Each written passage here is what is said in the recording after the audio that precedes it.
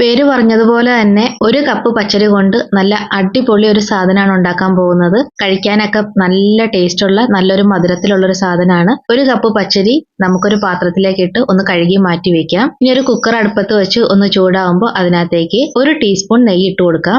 കഴുകി മാറ്റി വെച്ച പച്ചരി വെള്ളം മുഴുവൻ കളഞ്ഞിട്ട് നമുക്ക് ഈ കുക്കറിനകത്തേക്ക് ഇട്ട് കൊടുത്ത് നെയ്യിനകത്ത് ഇതേപോലെ ഒന്ന് വറുത്തെടുക്കാം. ഏകദേശം ഒരു മിനിറ്റ് ഒന്ന് ഇതേപോലെ ഒന്ന് വറുത്തെടുത്താൽ മതി. ഇനി ഇതിനകത്തേക്ക് 2 കപ്പ് വെള്ളമാണ് ചേർത്ത് കൊടുക്കുന്നത്. 250 മില്ലിയുടെ കപ്പാണ്, അതിൽ 2 കപ്പ് വെള്ളമാണ് ചേർത്ത് കൊടുക്കുന്നത്.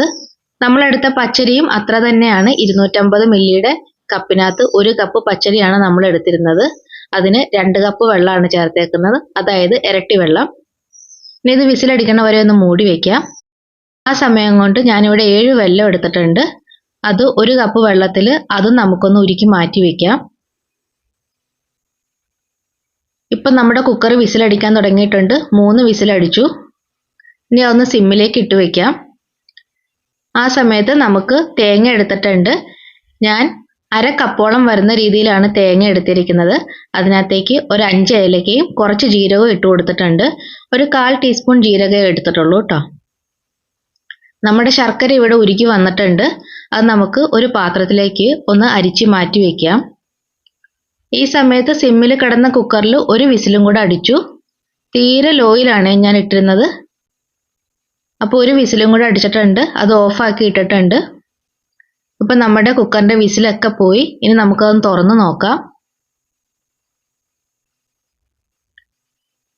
നമ്മുടെ പച്ചരി നല്ല രീതിയിൽ വെന്ത് വന്നിട്ടുണ്ട്.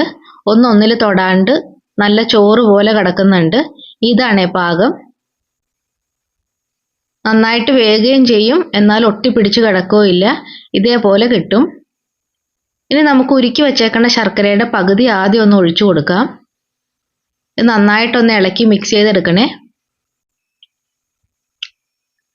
ഇനി അതിനുശേഷം ബാക്കിയുള്ള ശർക്കരയും കൂടെ നമുക്ക് അതേപോലെ തന്നെ ഒഴിച്ചു കൊടുക്കാം.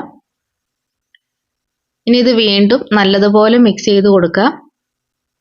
ഗ്യാസ് ഓൺ ചെയ്യാതെയാണ് ഞാനിത് മിക്സ് ചെയ്തത്. ഇനി ഗ്യാസ് ഓണാക്കി കൊടുത്തിട്ടുണ്ട്. ഇപ്പം നല്ലതുപോലെ ഇത് തിളച്ച് വന്നിട്ടുണ്ട്. ഇത് തിളച്ച് വറ്റി വരണം കേട്ടോ, അതാണ് അതിൻ്റെ പാകം. ഇളക്കി കൊടുത്തുകൊണ്ടിരിക്കണം. ഞാനൊരു 3 മിനിറ്റ് ഇളക്കി കൊടുത്തു. ഇപ്പം തന്നെ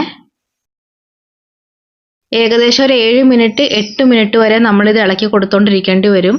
അതിൻ്റെ കൂടെ തന്നെ നമുക്ക് പല പല സാധനങ്ങൾ ചേർത്ത് കൊടുക്കാനും ഉണ്ട്. ഇപ്പം ഞാൻ 1/4 ടീസ്പൂൺ നെയ്യ് ചേർത്ത് കൊടുത്തിട്ടുണ്ട്. ഇനി ഇത് വീണ്ടും ഇളക്കി കൊടുക്കാം. ഇപ്പോൾ ഒരു 5 മിനിറ്റായി ഞാൻ ഇളക്കാൻ തുടങ്ങിയിട്ട്. ഇനി ഇതിനകത്തേക്ക് നമ്മൾ ചതച്ച് വച്ചിരിക്കുന്ന ആ തേങ്ങയാണ് ഇട്ട് കൊടുക്കുന്നത്. നമ്മൾ 250 മില്ലിയുടെ മെഷറിംഗ് കപ്പിനകത്ത് 1/2 കപ്പോളം തേങ്ങ ഉണ്ടായിരുന്നു. അത് ഇട്ട് കൊടുത്തിട്ടുണ്ട്. ഇനി ഇത് വീണ്ടും നല്ലതുപോലെ ഒന്ന് ഇളക്കി കൊടുക്കാം. ഇപ്പം ഏകദേശം കുറുകിയ പാകമായിട്ടുണ്ട്. ഇത് മതി കേട്ടോ, ഇതാണ് അതിൻ്റെ പാകം. ഇനി ഇതിനകത്തേക്ക് ചേർത്ത് കൊടുക്കുന്നത് കറുത്ത മുന്തിരിയാണ്, ഉണക്കമുന്തിരിയാണിത്. ഇനി കാഷ്യൂനട്ട് ചേർത്ത് കൊടുക്കാം. രണ്ടും കഴുകി വൃത്തിയാക്കി നമ്മുടെ ആവശ്യം പോലെ നമുക്ക് എന്തോരാണോ കഴിക്കാൻ ഇഷ്ടം അതേപോലെ ചേർത്ത് കൊടുക്കാം. വീണ്ടും ഒരു 1/4 ടീസ്പൂണോളം നെയ്യ് ചേർത്ത് കൊടുത്തിട്ടുണ്ട്. ഇനി ഇതെല്ലാം കൂടെ ഒന്ന് ഇളക്കി യോജിപ്പിക്കാം. ഞാനിപ്പോൾ ഗ്യാസ് ഓഫാക്കിയേക്കാണ്. നമുക്ക് വീട്ടിലുള്ള സാധനങ്ങൾ കൊണ്ട് പെട്ടെന്ന് എന്തെങ്കിലും മധുരം കഴിക്കണം എന്ന് തോന്നിയാൽ പെട്ടെന്ന് ഉണ്ടാക്കിയെടുക്കാൻ പറ്റുന്ന ഒരു സാധനമാണ്. ഉണക്കലരിയോ അല്ലെങ്കിൽ വേറെ എന്തെങ്കിലും പായസത്തിനുള്ള സാധനങ്ങളോ ഒന്നുമില്ലെങ്കിൽ പോലും നമുക്ക് ഇതേപോലെ ഉണ്ടാക്കിയെടുക്കാം. നല്ല ടേസ്റ്റാണ്. എല്ലാവരും ഒരിക്കലെങ്കിലും ഒന്ന് ട്രൈ ചെയ്ത് നോക്കുക. ഇഷ്ടപ്പെട്ടാൽ കമൻറ്റിലൂടെ അറിയിക്കുക. ഒരു ലൈക്കും സബ്സ്ക്രൈബും തരിക. ഓണത്തിനൊക്കെ എല്ലാവരും ഇതൊന്ന് ഉണ്ടാക്കി നോക്കുക. Thank you.